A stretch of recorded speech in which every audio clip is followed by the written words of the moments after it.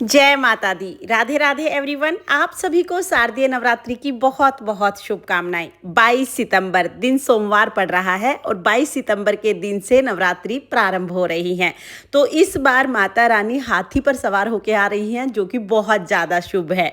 आज की वीडियो में हम जानेंगे कि नवरात्रि का पूजन हमें कैसे करना है, शुभ मुहूर्त क्या रहेगा, कलश स्थापना कैसे करनी है, यानी नवरात्रि की पूजा से संबंधित सारी जानकारी आज की वीडियो में आपको मिलेगी। तो देखिए, 22 सितंबर के दिन सुबह आप थोड़ा जल्दी उठ जाएं। स्नान आदि करने के बाद जिस जगह पर भी पूजा करेंगे उस जगह को अच्छे से साफ कर लीजिएगा और स्नान करते समय आप हेयर वॉश कर लीजिएगा, क्योंकि हेयर वॉश करके ही हमें कलश की स्थापना करनी होती है। तो हेयर वॉश करके अच्छे से स्नान कीजिए, साफ सुथरे वस्त्र धारण कीजिए। उसके बाद जिस जगह पर पूजा कर रहे हैं उस जगह को अच्छे से साफ कर लेंगे। आप चाहें तो घर के मंदिर में भी पूजा कर सकते हैं या अलग से चौकी भी लगा सकते हैं। साफ सफाई करने के बाद वहां पर हल्दी से हम स्वास्तिक बना देंगे। स्वास्तिक बहुत शुभ चिन्ह होता है, तो आप स्वास्तिक बना दीजिएगा। स्वास्तिक के ऊपर हम चौकी रखेंगे और चौकी पर लाल रंग का वस्त्र हम बिछा देंगे। अब इस पर थोड़े से चावल का आसन देकर माता रानी की फोटो या मूर्ति, जो भी स्वरूप आपके पास है, उन्हें विराजमान कर देंगे। नई फोटो मूर्ति लाने की जरूरत नहीं होती है। घर में जो आपके पास माता रानी की फोटो या मूर्ति है उन्हीं को आप विराजमान कर दीजिएगा। और देखिए, शारदीय नवरात्रि में जवारे बोने का बहुत महत्व होता है। ये जवारे दशहरा पूजा में भी काम आते हैं। तो जवारे बोने के लिए आप कोई भी मिट्टी का कुंडा ले सकते हैं या कोई भी पात्र आप ले सकते हैं। उसमें हम मिट्टी भरेंगे, जौ ले लेंगे। कुछ लोग जौ से जवारे बोते हैं, कुछ लोग गेहूं से बोते हैं। तो आपके यहाँ जिस भी चीज से जवारे बोए जाते हैं, जौ या गेहूं, वो हम लेके मिट्टी में डालेंगे। फिर हम थोड़ा सा इसको अलट पलट करेंगे। ज्यादा नहीं ढकना है, थोड़ा सा ही अलट पलट करना है। उसके बाद जो पात्र है उसको तिलक कर देंगे और फिर हम इस पे कलावा बांध के माता रानी की चौकी पर हम इस जवारे को रख देंगे। जवारे के जो पात्र है उनको माता रानी की चौकी पर रख देंगे। इसके बाद कलश की स्थापना करनी है। तो कलश की स्थापना करने के लिए मिट्टी, तांबे या पीतल का कोई भी कलश ले लीजिएगा। कलश पे हम मोली बांध लेंगे, स्वास्तिक बना लेंगे। कलश में पहले गंगा जल डालेंगे, उसके बाद हल्दी, सुपारी, सिक्का, लौंग, इलायची, ये 5 चीज़ हम जरूर डाल देंगे। फिर हम आम के पत्ते लगाएंगे। आम के पत्ते ना हो तो आप अशोका के पत्ते भी ले सकते हैं। पत्तों पर तिलक करके हम कलश में सजा देंगे। उसके बाद हमें नारियल लेना है, नारियल पर भी तिलक कर लेंगे। नारियल के ऊपर हमें लाल रंग का कपड़ा बांधना है। नया कपड़ा होना चाहिए, तो आप लाल रंग का कपड़ा ले सकते हैं या माता रानी की जो चुनरी आती है वैसी एक चुनरी लाके भी नारियल पर बांध सकते हैं। मोली की सहायता से इसको हम बांध लेंगे। फिर कलश के ऊपर ढक्कन रखेंगे, उसमें चावल भर लेंगे और नारियल के मुख को अपनी तरफ यानी साधक की तरफ मुख करते हुए इस नारियल को हम कलश के ऊपर रख देंगे। अब कलश को हम जवारे के ऊपर स्थापित करेंगे। आप चाहें तो जवारे के ऊपर स्थापित कर दीजिए या आप चाहें तो अष्टदल कमल बना के या थोड़े से चावल की ढेरी लगा के भी कलश की स्थापना कर सकते हैं। हम लोग जवारे के ऊपर रख देते हैं।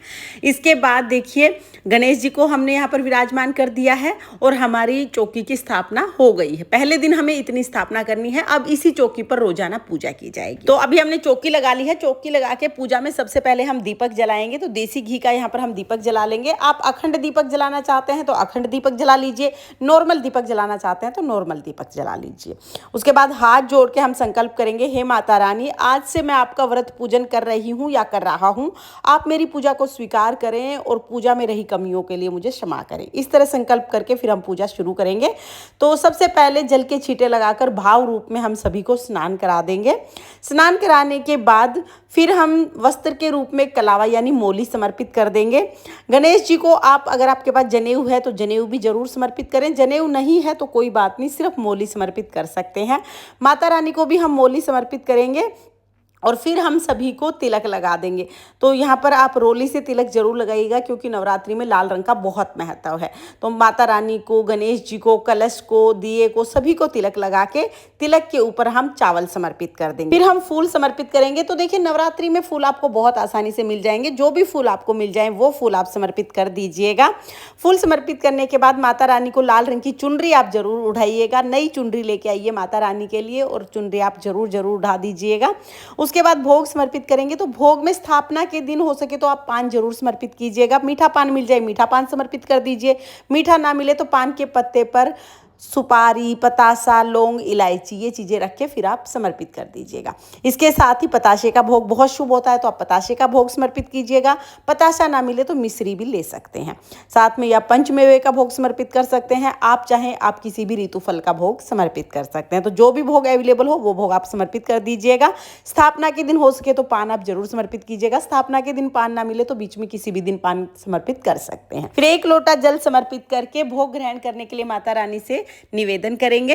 इसके बाद हमें माता रानी को श्रृंगार का सामान समर्पित करना है। तो देखिए, श्रृंगार का सामान आप पूरी 9 नवरात्रि में किसी भी दिन समर्पित कर सकते हैं। एक ही बार श्रृंगार का सामान समर्पित किया जाता है। तो यहाँ पर मैंने पहले दिन ही श्रृंगार का सामान समर्पित कर दिया है। अब 9 दिन तक श्रृंगार का सामान चौकी पर ही रहेगा। दक्षिणा भी एक ही बार समर्पित की जाती है। आप किसी दिन भी दक्षिणा समर्पित कर सकते हैं। तो यहाँ पर मैंने दक्षिणा समर्पित कर दी है। देखिए, ये सब चीजें समर्पित करने के बाद अगर आप कोई पाठ करना चाहते हैं तो इस समय पर पाठ कर सकते हैं। आप दुर्गा सप्तशती का पाठ कर सकते हैं, दुर्गा चालीसा पढ़ सकते हैं, नवरात्रि की व्रत कथा आप पढ़ सकते हैं। तो जो भी पाठ वगैरह आप करना चाहते हैं इस समय पर कर लीजिएगा। उसके बाद फिर हम हवन करेंगे। तो हवन के लिए गाय के गोबर से बने हुए उपले को जलाकर उस पर छोटा सा हवन किया जाता है। यानी हवन क्या, बस ये है कि जो भोग है वो अग्नि में समर्पित किया जाता है। शास्त्रों के अनुसार जब हम भोग अग्नि में समर्पित करते हैं तो वो भोग सीधा देवताओं को मिलता है। इसलिए गाय के गोबर से बने हुए उपले को हम जला लेंगे। इसमें हम थोड़ा कपूर डाल देंगे ताकि अग्नि अच्छे से प्रज्वलित हो जाए।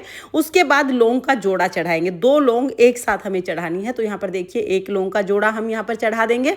इसके बाद फिर हम दूसरा लौंग का जोड़ा चढ़ाएंगे। तो 2 लौंग के जोड़े हमें चढ़ाने हैं। फिर जो आपने भोग चढ़ाया है, जो आपने मेवे चढ़ाए हैं पंचमेवे, उनमें से हम एक पंचमेवा चढ़ा देंगे, पताशा हम चढ़ा देंगे। तो जो भोग चढ़ाया है वो हम अग्नि में समर्पित कर देंगे। इसके साथ ही जो पान हम चढ़ाते हैं ये भी हम अग्नि में समर्पित कर देते हैं। तो आप चाहें तो आप पान को, जो ये पान का पत्ता है, इसको बीड़ा सा बना लीजिए, मतलब इसको फोल्ड कर लीजिए और जो लौंग है वो इसमें ऊपर लगा देंगे तो ये बीड़ा बन जाएगा। इसको भी आप हवन में समर्पित कर दीजिएगा। अगर आप पान हवन में समर्पित नहीं करना चाहते हैं, बहुत लोग कहते हैं कि पान नहीं करना है समर्पित, तो पान का छोटा सा टुकड़ा आप भोग में समर्पित कर दीजिए। बाकी पान को प्रसाद के रूप में ग्रहण कर सकते हैं। बाकी छोटा सा टुकड़ा तो आप जरूर समर्पित कीजिएगा। हमने यहाँ पर पान अग्नि में ही समर्पित कर दिया है। उसके बाद थोड़ा कपूर डाल देंगे ताकि अग्नि अच्छे से प्रज्वलित हो जाए। फिर अपने सीधे हाथ में थोड़ा जल लेकर हवन के ऊपर से 2 बार के हाथ जोड़ लेंगे। तो इस तरह से हमारा जो छोटा सा हवन है वो पूर्ण हो जाएगा। फिर धूप दीप दिखाकर बहुत ही प्रेम पूर्वक हम यहाँ पर आरती करेंगे। पहले गणेश जी की आरती करेंगे, उसके बाद हम माता रानी की आरती करेंगे। तो जो भी आरती आपको आती हो आप वो आरती कर लीजिए। बहुत ही प्रेम पूर्वक आरती करके हाथ जोड़कर माता रानी से पूजा में रही कमियों के लिए क्षमा याचना करेंगे और अपनी मनोकामनाओं को पूर्ण करने के लिए माता भवानी से प्रार्थना करेंगे। इस तरह से नवरात्रि के पहले दिन हमें स्थापना और पूजा करनी है। अब पूजा करने के बाद जो जल का लोटा है उसमें से थोड़ा जल लेकर हम जवारे सींच देंगे। बाकी जल का लोटा हम सूर्य देवता को अर्घ दे देंगे। जो भी भोग प्रसाद चढ़ाया है पूजा के बाद हम ये सारा भोग प्रसाद उठा के घर के सभी सदस्यों में बांट देंगे। उसके बाद हमें शाम को भी इसी चौकी पर दीपक जलाना है और शाम को हवन करना जरूरी नहीं होता है। शाम को हम आरती करते हैं और जो भी हम प्रसाद होता है वो भोग के रूप में चढ़ा देते हैं। इस तरह से हम शाम को भी पूजा करते हैं। पूरे 9 दिन तक हमें इसी चौकी पर माता रानी का पूजन करना है। अगले दिन पूजा कैसे करेंगे, चौकी कैसे साफ करेंगे, इसका वीडियो आपको अलग से चैनल पर मिल जाएगा, उसे भी आप एक बार देख लेना।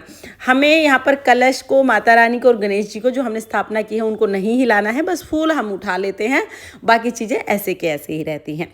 तो इस तरह से हम लोग पूरे 9 दिन तक माता रानी का पूजन करेंगे। मैं आपको कलश स्थापना का शुभ मुहूर्त बता देती हूँ। तो देखिए, कलश स्थापना इस वर्ष 22 सितंबर 2025 को सुबह 6:09 से 8:06 तक की जाएगी। तो पहला जो शुभ मुहूर्त है वो 22 सितंबर को सुबह 6:09 से 8:06 तक का है। दूसरा जो शुभ मुहूर्त है वो 22 सितंबर के दिन दोपहर को 11:49 से 12:38 तक का है। तो आप इन दोनों में से किसी भी मुहूर्त पर कलश स्थापना कर सकते हैं। 2 मुहूर्त हमें यहाँ पर प्राप्त हो रहे हैं, तो आप आराम से कलश स्थापना कर सकते हैं। तो फ्रेंड्स, आपको नवरात्रि की पूजा विधि कैसी लगी कमेंट करके जरूर बताना और चैनल को सब्सक्राइब करके जाना। जय माता दी।